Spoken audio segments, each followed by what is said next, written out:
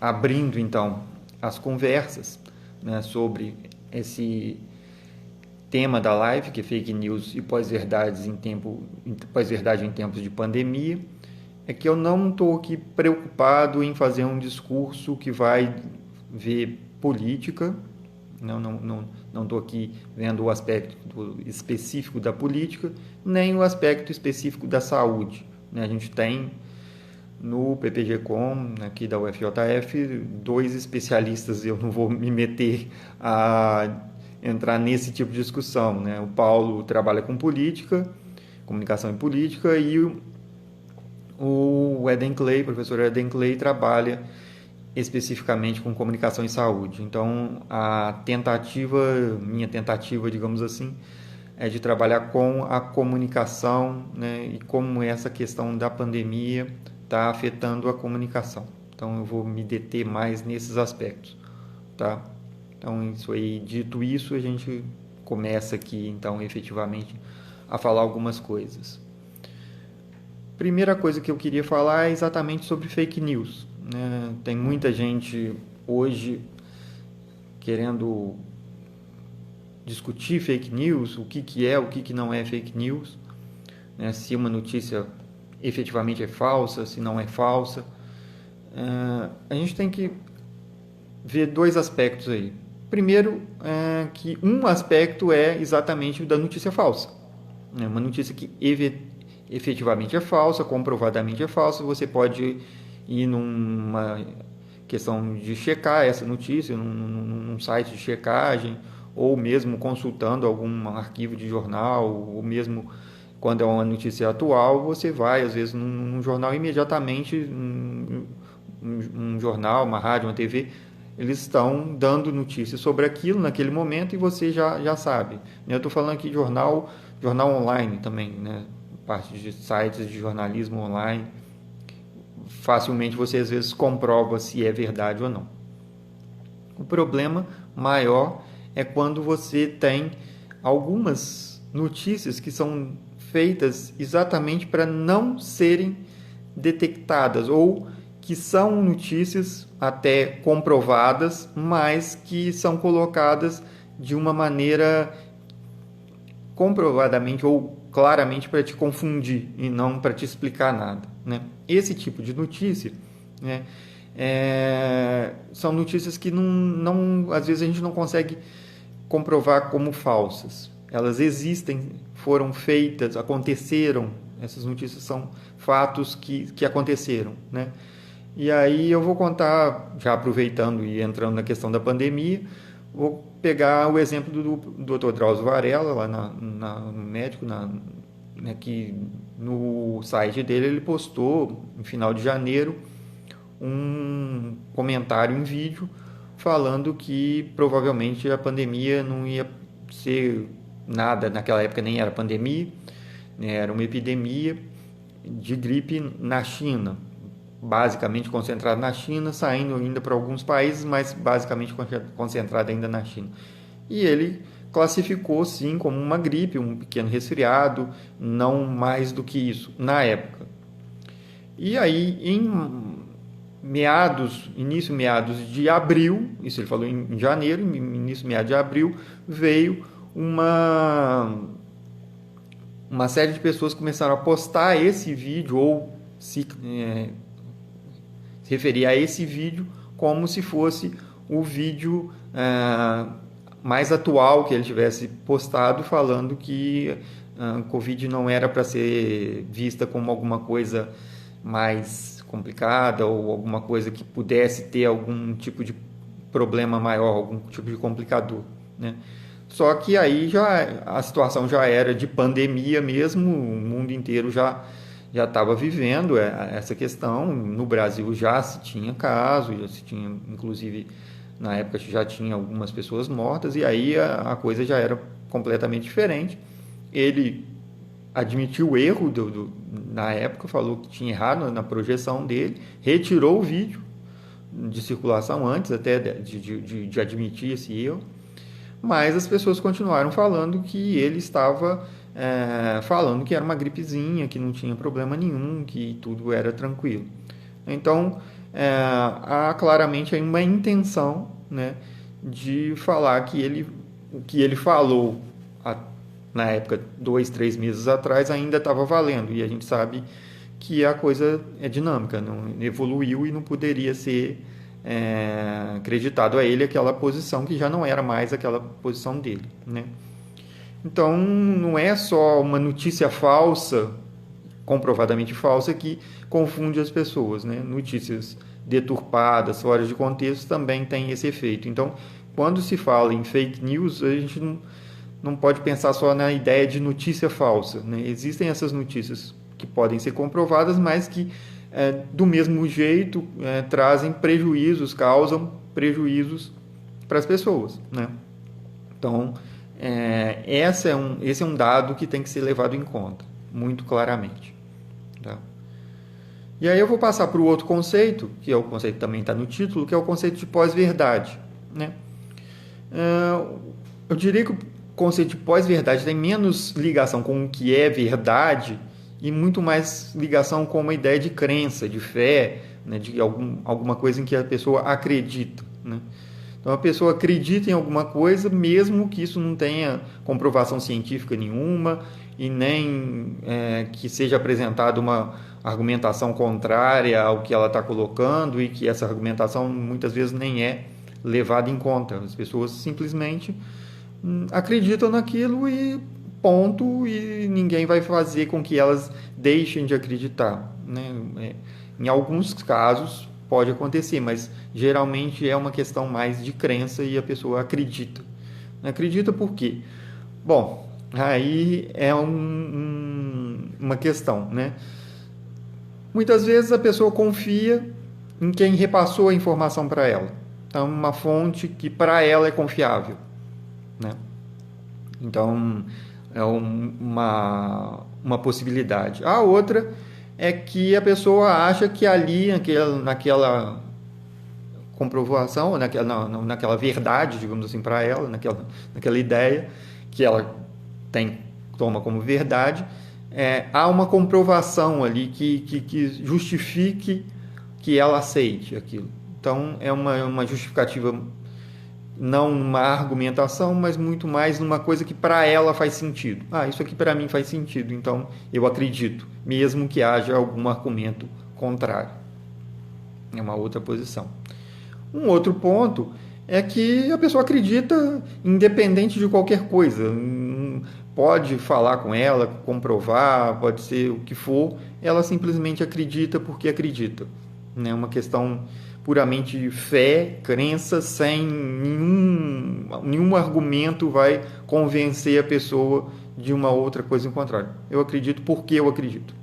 Ponto.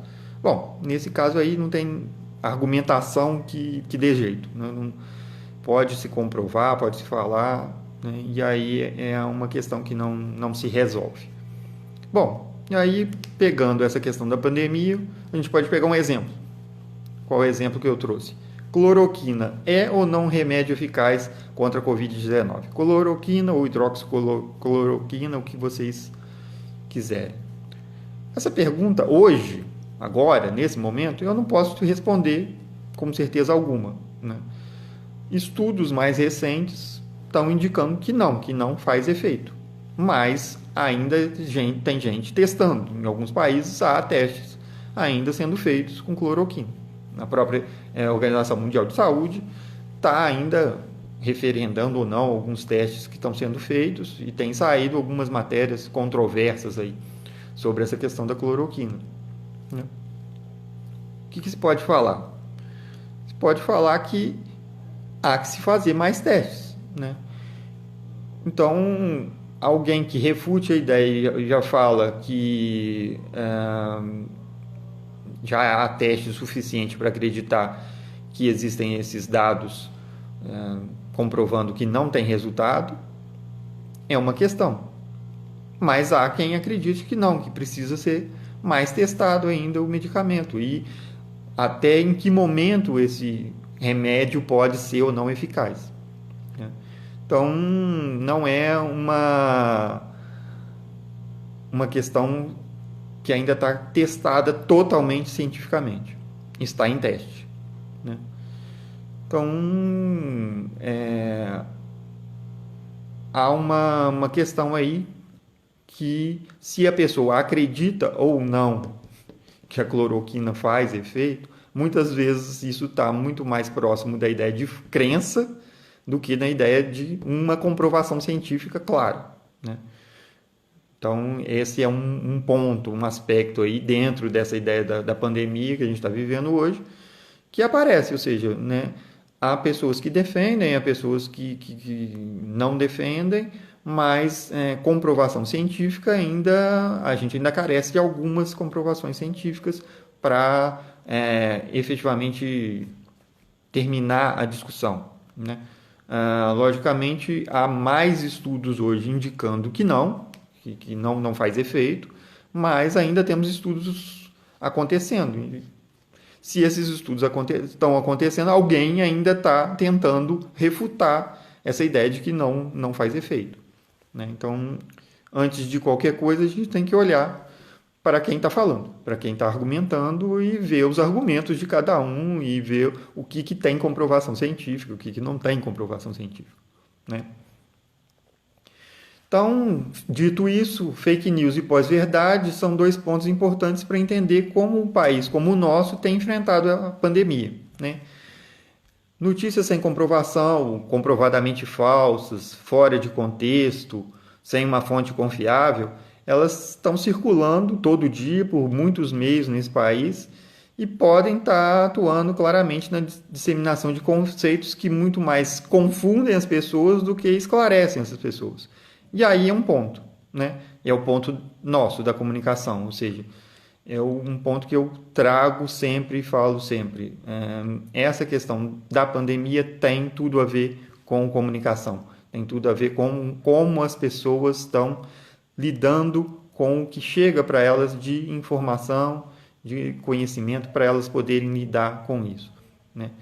Então, não é à toa que informação é um dos elementos, né, que hoje claramente está sendo muito mais falado isso, é um dos elementos que é essencial para lidar com essa questão da pandemia hoje. Se as pessoas não são informadas, elas lidam muito pior com a doença, lidam muito pior com, né, todo esse problema envolvendo a pandemia e os seus resultados e as suas questões de entorno também, porque não são, às vezes, só as questões diretas da pandemia, que trazem, então, muitos problemas, muitas questões ainda que a gente tem que olhar para elas e perceber essas dificuldades que as pessoas estão tendo com acessar informações confiáveis, né, ter um diferencial e ter um olhar também crítico para tudo que está recebendo, né? Então, essa questão das fake news, ou dessas notícias falsas ou fora de contexto, ela atua diretamente também nessa estrutura da pós-verdade, né? Isso aí não é só na questão específica da pandemia, mas a gente tem outras provas aí, né? Movimento dos terraplanistas, movimento antivacina e outros parecidos estão aí como prova disso tudo que eu estou falando. E uma outra questão também que muita gente coloca: contra fatos não há argumentos, né? E que tudo, então, que é fato seria, então, usado né, pelos dois lados, aí, geralmente dois lados em disputa, mas isso não comprova nada, porque a gente sabe que há fatos forjados, fatos deturpados, fatos fora de contexto, e também argumentos que não passam dessa questão das crenças que a gente colocou aqui. Argumentos que não passam de uma ideia, um achismo de alguém, e não tem comprovação científica, não tem nada, e a pessoa acha e coloca como acho e ponto, e é complicado, né? Voltando ao caso do Drauzio Varela, ele mesmo coloca que a vida é dinâmica e que uma coisa que era de um jeito num dia já não era mais de um jeito alguns dias depois. E aí, continuando, então, uma verdade hoje pode não ser mais uma verdade amanhã, porque as coisas mudam com o passar do tempo, né? Uma outra questão também é o conceito do que é verdade em relação a pontos de vista, né? E eu, dentro da pandemia, se eu não tenho, colocar assim, nenhum parente vivo mais velho que esteja no grupo de risco, eu não conheço pessoas que estejam naquele grupo de risco por questões de comorbidade, ou seja, não tem nenhuma doença pré-existente, né? E eu também não me encontro nessa situação, a minha percepção sobre Covid-19, sobre coronavírus e sobre toda essa questão da pandemia é diferente de pessoas que vivem numa outra situação, onde há pessoas do grupo de risco convivendo com elas, né? Onde elas às vezes também são do grupo de risco, né? Então esses riscos envolvidos, né, também pesam na leitura de algo que ainda não é conhecido suficientemente para que a gente tenha conclusões seguras a respeito, né, dessa questão, no caso, a pandemia. Então, isso também tem que ser colocado, isso tem que ser pesado, né? Se a pessoa tem ou não uma ligação mais próxima com o risco, tem mais riscos, corre mais risco, conhece gente que tem mais riscos, ela vai ter uma ligação com essa questão diferente daquela que não tem tanto risco, não corre tanto risco, não se coloca desse jeito. Então, são visões também diferentes e isso também afeta também a como elas recebem ou não notícias. Um outro problema, e aí talvez o grande problema, né, que a gente vive hoje é que a situação atual não é uma situação em que só a pandemia está em destaque, né? A gente está vivendo uma era de negações de vários pontos, né? Então, existem até alguns paradoxos que envolvem essas pessoas que adotam essas posturas negacionistas. Posso dar um exemplo pregando de novo os grupos e movimentos anti-vacina ou anti-vax, que ao mesmo tempo, né, se colocam como anti-vacina em muitos momentos, mas em alguns casos aparecem pessoas desse movimento clamando e querendo que apareça logo um tratamento, uma vacina que seja para a pandemia, né, para curar o coronavírus, para matar o coronavírus, o que seja, ou para permitir a não infecção, tentar conter a infecção, né? Então, como é que fica isso, né? É paradoxal. E tem uma outra visão aí possível para o mesmo caso. Se essas pessoas que não confiam em vacina, né, e elas se tornem uma quantidade grande o suficiente, mesmo que seja descoberta uma vacina num determinado país, num determinado lugar, ou uma coisa mais global, mesmo que essa vacina seja descoberta, se essas pessoas não se vacinarem, né, e isso for um movimento de massa, pode ser que o vírus continue circulando e infectando pessoas, já que essas pessoas não foram imunizadas, caso haja mesmo uma vacina. A gente não sabe se vai ter vacina, ainda não tem nada certo sobre isso. Eu estou colocando aqui como uma suposição para mostrar que mesmo isso, mesmo a descoberta de uma vacina, para esses grupos pode ser uma coisa complicada, né? E há também outras questões aí, porque o vírus, se ele for parecido mais com o da gripe, H1N1 e outros similares, ele tende a sofrer muito mais mutações e mutações sazonais, e aí ele se transforma tendo necessidade de fazer vacinação, em alguns casos, como alguns tipos de gripe, anualmente. Se essas pessoas não se vacinam também, vão ter consequências graves aí nessa questão de que a gente vai ter várias infestações de Covid por vários anos, por muito tempo, né? Então, esse é um outro dado, né? Então,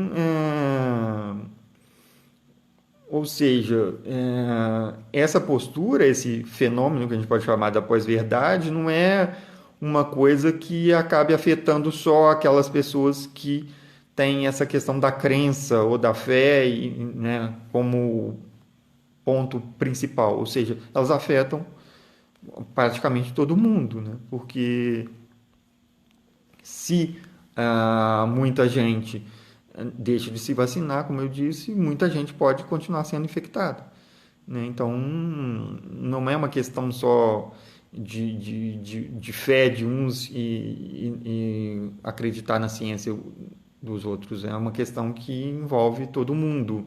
E aí as posturas vão determinar como é que a gente vai enfrentar essa crise hoje, essa crise de saúde hoje, que é planetária, daqui para frente, né? Felizmente também a gente tem algumas boas notícias, né? Algumas pesquisas que foram feitas a partir de março indicam que o número de pessoas que afirmam acreditar na ciência e se informar em veículos tradicionais de imprensa tem crescido a partir da pandemia. E aí faz com que fake news possam ser combatidas e que se evite que algumas até sejam disseminadas. E isso também vai ajudar nessa questão da pós-verdade se as pessoas começarem a se informar melhor, né? Não vão acreditar em qualquer coisa, né? Então, há uma possibilidade aí de que pessoas sejam mais bem convencidas, digamos assim, de que elas têm que acreditar na ciência e que há mecanismos científicos de se lidar com essas questões, né? E não só uma coisa de um achismo ou só de acreditar em notícias que sejam mais bombásticas ou que tenham mais apelo, que é muitas vezes o que a fake news faz, ou notícias que estão fora de contexto, ou deturpadas mesmo, né? E aí chega um ponto, que é o ponto em que eu mais trabalho hoje, que é claramente a questão da circulação, né? Um problema que interfere no que eu pesquiso hoje, né? Como algo circula, interfere claramente na sua disseminação. Então, uma notícia falsa circulando em um grupo de WhatsApp ou em grupos de WhatsApp é muito mais difícil de ser contida do que uma mesma notícia, ou essa mesma ou uma outra, que circula por outros canais, né? O grupo fechado do WhatsApp leva a um comportamento diferente em relação ao que é possível de ser visto por muitos e contestados por quem acredita que se trata de algo falso e possa comprová-lo. Então, se eu trabalho só, né, dentro do WhatsApp, e se eu só acredito no que vem para mim pelo WhatsApp, há muito mais probabilidade de eu ser colocado frente a muitas notícias que não são comprovadas, que podem ser claramente falsas, deturpadas, fora de contexto, e eu não ter um outro ponto de contestação para aquilo e eu começar a acreditar em coisas que, na verdade, não são coisas confiáveis, que não têm um critério, às vezes, científico ou um critério de argumentação, né, claro, que possa ser comprovado, né? Então, isso é um problema, né? E dentro do WhatsApp, isso ainda é mais complicado, porque muitas notícias são feitas especificamente para o WhatsApp, ou seja, são feitas para que as pessoas acreditem naquilo e que chegam só pelos grupos de WhatsApp, elas não vão circular em outros lugares, né? São grupos fechados, como eu disse, então fica muito mais fácil de disseminar notícia falsa por ali, e porque também são pessoas que muitas vezes as pessoas confiam em quem está postando aquilo, muitas vezes nem é postando, muitas vezes só compartilhando mesmo, e esse compartilhamento acaba então levando as pessoas a se colocarem de uma maneira complicada, e aí a coisa degringola, vamos dizer assim, né? E agora uma questão que surgiu bem recente, essa semana passada, né, que é a tática da não informação, né?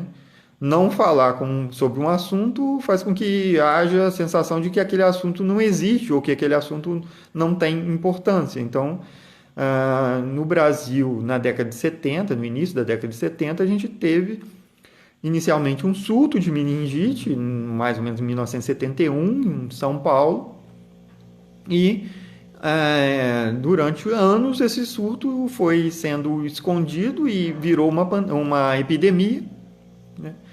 E a situação foi piorando, a gente tinha uma censura na época, Então as pessoas não sabiam efetivamente o que estava acontecendo, fora aquelas que estavam recorrendo a hospitais e que estavam efetivamente em contato com a doença, parentes ou pessoas que estavam com, né, meningite. E foi um surto que aconteceu dois tipos de meningite, tipo C e tipo A. Então uma coisa também que atrapalhou ainda mais a questão.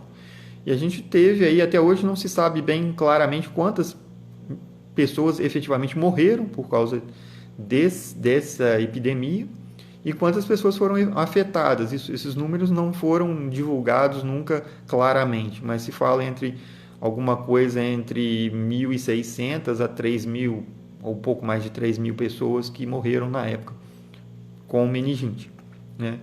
E principalmente em São Paulo, né? E a situação só foi ser controlada em 75, depois que em 74 se efetivamente comprovou que era uma pandemia. Em 75 o governo resolveu então falar sobre isso e fez uma campanha de vacinação em massa, teve que importar vacina, né, da França para poder fazer uma campanha de vacinação e conter a epidemia, né? Mas muitas pessoas não deviam acreditar no que estava ocorrendo porque as notícias simplesmente não circulavam, ninguém divulgava esse tipo de notícia porque havia, como eu disse, essa censura e os meios de comunicação então não podiam falar sobre. Só quando entrou um ministro da saúde que resolveu efetivamente levar isso à frente, fazer a compra das vacinas e tudo, é que a situação pode ser controlada. Mas imagino, por mais ou menos 4 anos, o que era um surto virou epidemia e isso ficou acontecendo em alguns lugares, não foi uma coisa que se disseminou pelo país inteiro, mas em alguns lugares da região sudeste, e não foi controlado porque simplesmente as pessoas ignoravam a existência e ninguém reclamou disso, né? Então, deixar de falar em número de infectados e mortos pela Covid, ou tentar alterar, mascarar dados sobre a doença, sua evolução, sobre o total de casos e morte, pode ser uma coisa que cause grandes problemas, né? E esse problema é um problema que afeta diretamente a nossa área, a comunicação, né? Essa questão de notícia falsa, de notícia deturpada, de notícia manipulada, né? De notícia fora de contexto. Tudo isso começa a aparecer, muita gente tem reclamado disso, né? Algumas pessoas estão se mobilizando para modificar esse tipo de divulgação e pedindo outras maneiras de controlar isso, de outros mecanismos que não sejam só os órgãos oficiais do Ministério da Saúde, por exemplo, e outros órgãos possam fazer esse controle para poder contrabalançar aí com os dados que o Ministério da Saúde começou a não divulgar, né? Então, o que eu coloco aqui é que falar da doença em tempos de pandemia é um dever do jornalismo e da área de comunicação como um todo. Não se pode esconder das pessoas os fatos que estão acontecendo, nem manipulá-los ou tirá-los do contexto. Um outro caso que está acontecendo também, e aí já estou encerrando, é o excesso de informação, que também desinforma, né? Se a gente não consegue enxergar esse contexto dos fatos, se tudo vem ao mesmo tempo de uma enxurrada de coisas, a gente não consegue separar o que está acontecendo, não consegue também, às vezes, separar o que é falso do que é efetivamente comprovado, né? Do que aconteceu num determinado momento e o que está acontecendo hoje. Tudo isso pode também contribuir para a gente ter mais problemas, mais desinformação do que informação, né? E aí é um problema também de comunicação, ou seja, às vezes a gente recebe informações, recebe, mas a gente não conversa com as outras pessoas, a gente não entende o que está acontecendo, às vezes por uma falta de diálogo mesmo. E a comunicação, diferente do que muita gente pensa, é necessário que haja diálogo na comunicação. É necessário que as pessoas conversem sobre o que elas estão recebendo. Só receber, às vezes, não ajuda, porque, às vezes, há necessidade de criar esse contexto, e muitas vezes esse contexto é criado no diálogo com as outras pessoas, nessa tentativa de entendimento das coisas que muitas vezes se dá por um diálogo, nem que seja um diálogo também entre as fontes, ou seja, você lê diversos jornais, vê diversos programas de TV, alguma coisa assim, se isso dialoga uma coisa com a outra nesse diálogo que aí não é feito por mim, mas entre os programas, entre as posições das pessoas, isso também é importante para a gente tirar conclusões, criar um certo conhecimento sobre aquilo. Né? A gente pode dizer que a gente tem que dar sentido a alguma coisa. Né? E aí eu vou encerrar com um caso clássico, que não é da Covid, mas é clássico para a gente entender isso em termos de pós-verdade. Né? Voltando então à Terra plana, Eratóstenes, ainda na Grécia Antiga, já tinha provado que a Terra era redonda e, inclusive, calculou a circunferência da Terra com bastante precisão. Só que esse dado se perdeu isso foi para a Biblioteca de Alexandria e tudo, e se perdeu, e durante a Idade Média muitos conhecimentos foram abandonados, as pessoas começaram a adotar muita postura mística, e a igreja também contribuiu muitas vezes para isso, né? Aquela coisa de caça às bruxas, curandeirismo, né? Os alquimistas e outras coisas assim, e a ciência mesmo foi ficando numa posição muito para trás, vamos dizer assim. Não é que não existisse quem fizesse ciência, mas ciência não era uma coisa tão importante, talvez, nesse momento. Né? Não é à toa que o período posterior à Idade Média é chamado de Renascimento, exatamente com essa ideia de um renascer, de começar a olhar de novo para coisas que eram lá da Grécia Antiga e de outras civilizações anteriores à Idade Média, que já tinham feito grandes comprovações de muitas coisas, mas que não eram reconhecidas durante a Idade Média. Né? Então, mesmo no Renascimento também é que a gente vai ter os grandes cientistas vão ser retomados, né? E alguns teóricos também, cientistas mais práticos, Leonardo da Vinci, Galileu Galilei e outros, que efetivamente vão ser percebidos a partir de então. Então, fecho com isso. Acho que a gente tem que voltar a acreditar na ciência, voltar a olhar para a ciência como alguma coisa importante, não deixar que o que a gente vive hoje, que eu poderia chamar de idade mídia, se transforme numa nova idade média, né? E que a gente então tenha condições de lidar com a mídia de uma outra maneira e de entender as coisas e tentar comprovadamente acreditar, sim, mas acreditar na ciência, acreditar naquilo que tem algum tipo de comprovação em fatos, que a gente possa efetivamente estar olhando para eles, estar tentando organizá-los, né, e dar algum sentido para eles. Se a gente não fizer uma comunicação que faça sentido, aí eu estou colocando nós jornalistas, me colocando como jornalista, a gente está pecando, e as pessoas também que só acreditam por acreditar e que não pesquisam, que não olham, que não tentem ver esse outro lado da coisa, que não conversam com outras pessoas, não se abrem a essas discussões, também vão estar contribuindo negativamente para essa disseminação de informação falsa e para esse contexto de pós-verdade que a gente está vivendo, infelizmente. Então, fecho aqui com essa ideia de que a gente tem que prestar atenção no que está à nossa volta, sim, não nos deixar entrar no excesso de informações, nessa enxurrada de informações, tentar olhar para isso com uma certa calma, tentar procurar ver o que é que efetivamente tem comprovação e como a gente deve se portar, então, a partir disso, a partir de uma comunicação e de um jornalismo de credibilidade que traga para a gente mais segurança, né? Uma tranquilidade para a gente poder passar por esse momento de uma maneira mais calma e mais sensata. Né? É esse o recado. São 3 perguntas que chegaram agora. A Helena, que é até do grupo, né, Helena Amaral, pergunta: em um ambiente digital no qual algoritmos são usados para coleta de dados de navegação e customização de conteúdo, como proceder para não ficarmos restritos em termos de informação? Bom, essa questão do algoritmo, eu nem esperava que viesse uma pergunta dessa, mas a gente trabalha com isso também lá no NLD.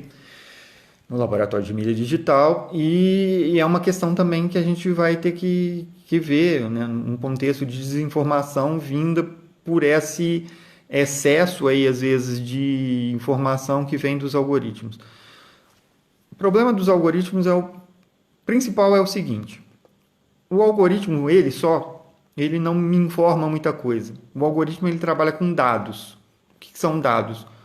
Dados podem ser números aleatórios. Eu não tenho nenhuma base para falar, só tenho os números. Quando eu começo a juntar esses números e dar alguma forma para esses números, eu estou me informando, ou seja, dando uma forma. Informare, né, é exatamente colocar, dar uma forma, colocar numa forma. E aí eu começo a trabalhar com informação. Nessa informação, sim, eu consigo então começar a trabalhar com uma perspectiva que vai além da coleta só de dados para uma organização de informações. Problema: nem só informação é suficiente. E aí é que a gente não pode ficar restrito, como a Helena coloca aqui. Como é que a gente faz ficar restrito em termos de informação? A gente tem que ir além da informação. E como é que a gente vai além da informação? É o que eu falei aqui, é uma contextualização, entender o contexto das coisas. As coisas não acontecem, né, fora de um contexto, ou quando estão fora de um contexto, podem ser interpretadas de maneiras complicadas. Então, é uma necessidade de pensar essa informação contextualizada, dentro de um contexto. Então, não só trabalhar com os dados ou com as informações, mas contextualizar para a gente poder, então, produzir o que eu falei, produzir sentido, entender as coisas, conhecer as coisas, né? Então, só os algoritmos não vão ajudar muito. A gente tem que entender mais até sobre os algoritmos, né? E isso é um problema também que a gente tem, porque muitas vezes os algoritmos não estão disponíveis, a gente não entende como esses algoritmos estão operando. Então, a gente tem que tomar muito cuidado com isso, né, e olhar para esses dados com uma certa desconfiança, porque podem ser dados manipulados, podem ser dados que efetivamente não são os melhores. Tem um autor, que é o Lanier.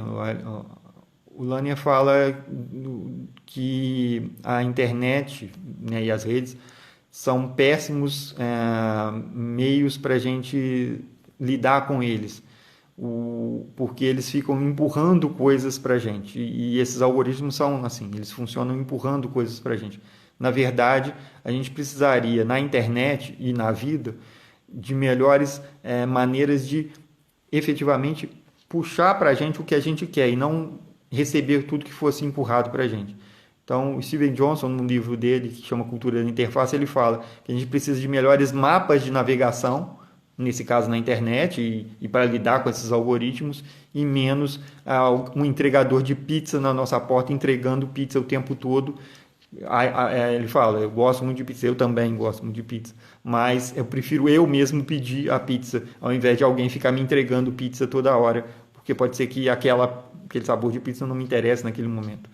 Então, com esse recadinho que eu respondo, então, o final da pergunta da Helena. Tá? Acho que a segunda pergunta é da Monique, também do grupo. A disseminação de fake news, sobretudo nos tempos atuais, demonstra uma crise do jornalismo, na sua opinião? Uma indicação de mudança nos contratos que as pessoas estabelecem com os noticiários? Eu respondi mais ou menos isso já na minha fala, né, Monique?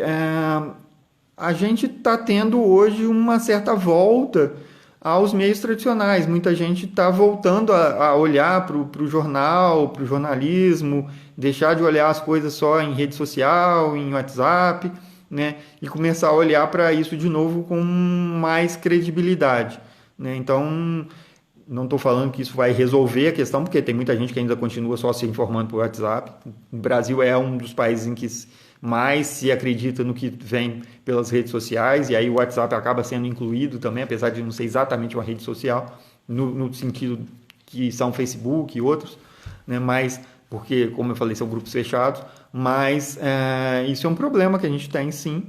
Só que eu acho que a gente tem que olhar para isso, ou seja, está acontecendo de mais gente ser colocada em posição de duvidar né, do que vem só no WhatsApp e tentando se informar por outros veículos. Então, há uma certa crise? Acho que sim, mas que ela está sendo modificada nessa perspectiva de que as pessoas estão voltando a olhar para a comunicação e para o jornalismo de uma outra maneira. Tá? Uma pergunta aqui da Bárbara Torissu, agradeço a Bárbara, também é aluna nossa lá do PPG-Com. Como você disse, muitas notícias são enviadas por meio do WhatsApp. Como podemos identificar que aquela notícia é fake? Bom, não dá para identificar, como eu disse, todas as notícias como fakes, né? Algumas a gente tem como comprovar, tem sites, boatos.org, o próprio Fato ou Fake, tem a agência Lupa, Aos Fatos, são vários locais que você pode ir lá consultar para ver se há alguma notícia que contraponha aquela notícia falsa, né? Então isso é uma maneira de observar isso. Agora, uma outra coisa que eu acho que é muito importante, que as pessoas não fazem, é elas lerem só o título da matéria, né? E pronto. E aí já sai compartilhando, ou já sai o título e o subtítulo, às vezes, ou só o título, e já sai compartilhando, e já vai, às vezes fica nervoso com aquilo, ou acha aquilo muito bom, e muitas vezes é uma notícia de algum tempo atrás. Então, essa notícia, por exemplo, do Drauzio, né, era uma notícia que era verdadeira, ou seja, ele falou aquilo mesmo, só que ele falou em janeiro, não falou em abril, quando eles voltaram a colocar as notícias, né, como se fosse alguma coisa que ele estivesse falando ali, naquele momento. Então, não era uma notícia falsa, não, ele falou aquilo, né, só que era fora de contexto. Então, muitas vezes o que a gente tem que olhar também é a data da notícia, né, porque às vezes é uma notícia verdadeira, saiu no jornal, foi comprovadamente factível, está ali, todo mundo viu, só que está fora do momento, né? Então, esse é um problema grave que a gente tem, né? A gente tem que prestar atenção nessa questão também, tá?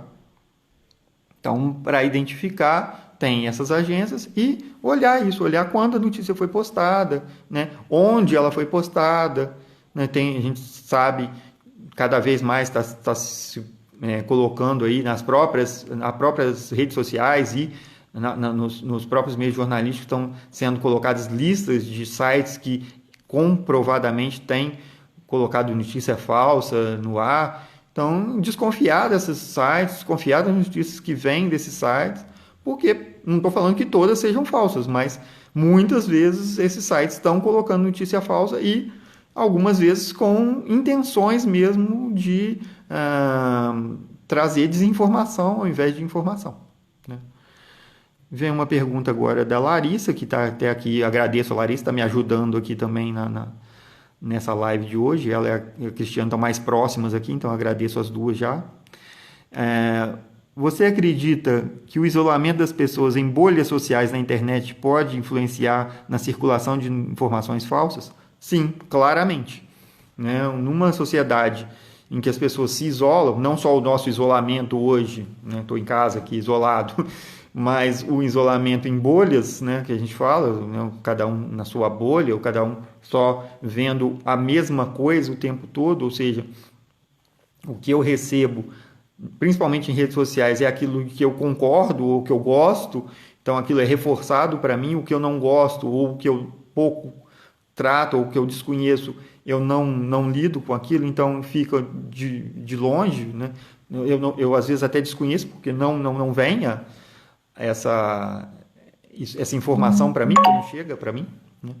Então isso é um problema sério, porque as pessoas ficam sem saber, né? E se elas ficam dentro de bolha, se elas só se informam por rede social, principalmente, né? Porque ali já é comprovadamente, a questão dos algoritmos foi colocada lá pela Helena lá no início, né? Esses algoritmos eles tentam trazer para a gente coisas, informações que sejam do nosso agrado, do nosso gosto, que não nos desagradem. E aí você entra nessas bolhas e fica só vendo aquilo, achando que aquilo é que efetivamente é a realidade, quando não é, raramente é. Então, se a gente não tem um contraditório, se a gente não tem uma pessoa que debata com a gente, aquilo que eu falei antes, um diálogo, um debate, um diálogo saudável, um debate onde as pessoas apresentem argumentos que tenham comprovação, que tenham alguma coisa que não seja só um machismo, uma opinião, porque eu acho que, não, argumento provado, argumento em que foi publicado alguma coisa sobre aquilo, ou se tem algum dado mais específico sobre aquilo que foi estudado, que foi transformado em informação e daí transformou-se em conhecimento, né? Nessa questão, aí sim a gente pode superar aí essa questão das bolhas, né? Essas bolhas sociais, então, seriam mais facilmente quebradas ou estouradas, se quisermos assim, se a gente pensar em bolha de sabão, né? Se a gente começasse a ver esse contraditório, a buscar outras fontes de informação, a não acreditar só em rede social, né? E aceitar que tem pessoas que pensam diferente da gente, não por isso elas são inimigas da gente, que elas têm que, né, trazer ódio ou trazer uma profunda decepção com elas. Não, elas têm o direito de pensar diferente. Vamos conversar, vamos discutir aqui por que você pensa diferente de mim. Às vezes a gente pode no futuro pensar igual ou continuarmos pensando diferente. Não é um problema pensar diferente. A diferença não é um problema, né? O problema é você desinformar alguém propositadamente, né? E aí querer criar um consenso, criar uma ideia de que todo mundo pensa igual, né? E aí a gente chega num problema, porque aí a gente está trabalhando com censura, né? Aí a gente está trabalhando com desinformação, e aí a gente está trabalhando com uma coisa mais próxima de uma autocracia ou uma ditadura. Bom, e o Tito Júnior: numa sociedade da informação, ler e interpretar os fatos é fundamental. Nesse sentido, educar para as mídias seria uma perspectiva para a superação desses desafios diante da desinformação? Sim, é uma das maneiras. Não é a única, mas é uma delas, né? As pessoas hoje têm, em algumas escolas, têm trabalhado. Não necessariamente que tenha uma disciplina, estudos da mídia ou crítica da mídia, mas é sempre interessante ter isso. E, gente, quando eu estou falando aqui em jornalismo e quando eu estou falando aqui em questão de informação, não quer dizer também que tudo que esteja publicado num jornal seja o que seja verdade ou que seja acreditável. Eu tinha um professor que falava muito nessa ideia de verdade absoluta.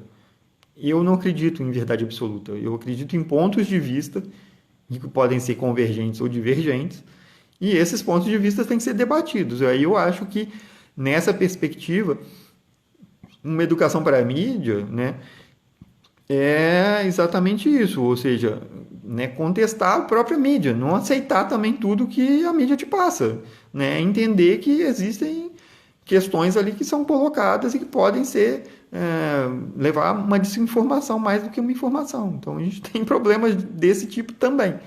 Então uma questão é como educar para a mídia, né? É mostrar para as pessoas que existem problemas também na mídia, que não em tudo que a gente lê efetivamente é verdade, mas também mostrar que redes sociais e grupos de WhatsApp geralmente são mais complicados do que fontes onde você pode ter algum tipo de contestação, onde você lida com credibilidade, né? Então, um veículo jornalístico ele tem que efetivamente, para ele que venda, que dependa de venda, que dependa de leitores ou de ouvintes ou de espectadores, né? Ele tem efetivamente que ter uma credibilidade junto ao seu público para ele continuar existindo. Se ele perder a credibilidade, ele some. Então, efetivamente, a gente tem que trabalhar com meios em que haja esse entendimento, né? De que há uma necessidade de buscar uma credibilidade. E aí, trabalhar com uma notícia que seja apurada, uma notícia que seja bem apurada, uma notícia que seja bem selecionada, uma notícia que seja bem redigida, que seja clara, que seja mais transparente possível, no sentido de se mostrar, de não ficar escondendo coisas, né? E uma notícia que o leitor consiga ler também. E aí não é só notícia, reportagem, o que seja, né? A gente precisa ter esse tipo de informação melhor, sim. e ao mesmo tempo esse debate, Tito, né?